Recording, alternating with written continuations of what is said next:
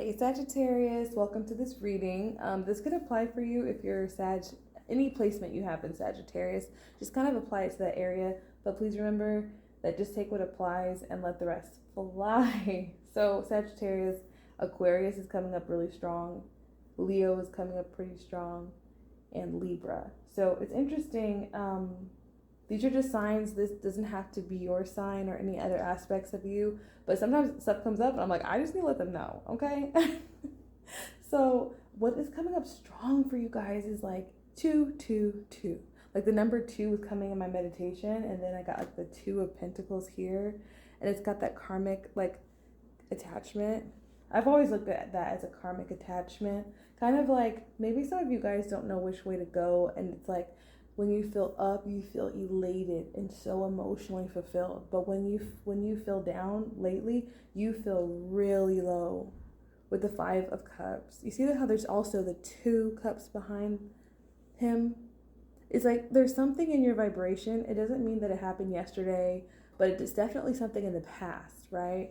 And the 3 of Cups symbolize when things were good. Like maybe it could have been like, dang, when I was a child, like especially with the 6 of Cups.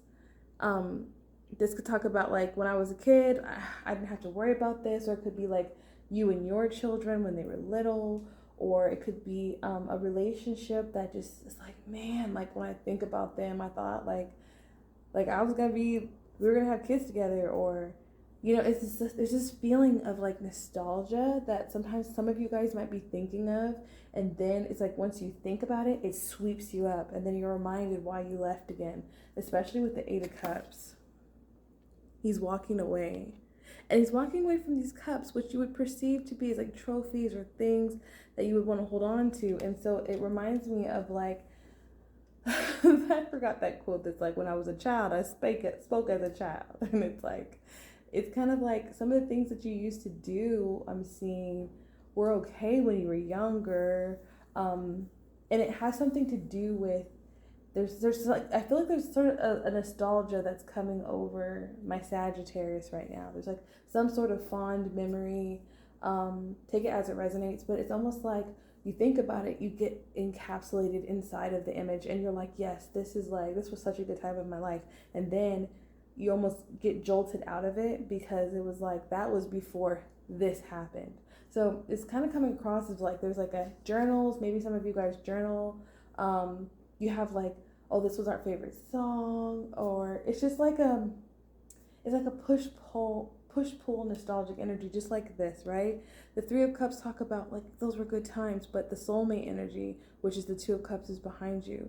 So soulmate can be friends, bros, like family, love, but it's any type of relationship, in my opinion, that is reciprocal. Okay? And it's like, you should never sacrifice reciprocity for anything, actually, because it's almost like the highs and the lows are imitating what you really want, which is reciprocity. I pour, you pour, we all pour, like we're mutually. So I feel like right now it's like there's a need to like get off the roller coaster, get off the ride of whatever this applies to you with the 2 of Pentacles. Whatever's making you feel rocky, uncertain, there's a need to kind of just allow those things to pour out. It may not be a slow thing, and that's okay. If you're feeling heavy emotionally, that's okay. But I'm seeing is, don't get stuck here, because what's coming up, we have the Fool. And you notice how she's in this dress?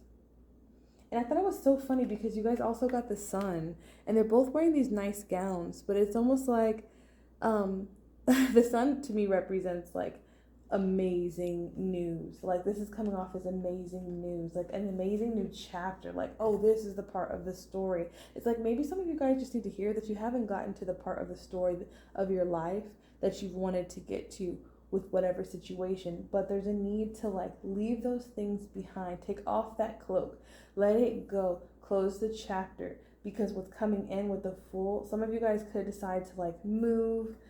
Some of you guys could decide to like move to a different environment. In the spring is coming up really heavy between the spring, and then some of you guys in the fall, depending on whenever you're watching this. But what I'm seeing for Sagittarius, it's like And if you don't want to get pregnant, be very mindful, because I always see the sun and the Fool together as an indication of pregnancy or potential pregnancy. So if that's not something you want, just be mindful. But I'm seeing it's like there's a life that you wanted that is more than what you're experiencing. So it might feel like less at first. So for example, if you're living in the city and you move to the countryside, or you vice versa, or prices and money and decisions. There's a lot of decisions, like, do I do this, or go there, or how do I get there, and how do I leave? And it's like, it's a lot of energy, but it might feel like at first you're making a sacrifice, but in the end, you're going to be satisfied with your decision. So this is kind of a confirmation that yes, you should keep going. Yes, you should move on. Yes, even if you're afraid to do something, we got your back. The universe has got your back. So this was definitely a little bit heavy for Sagittarius, but it was kind of interesting how it was coming out. But now I'm definitely feeling like, yes, go in that direction, move on, go towards those things.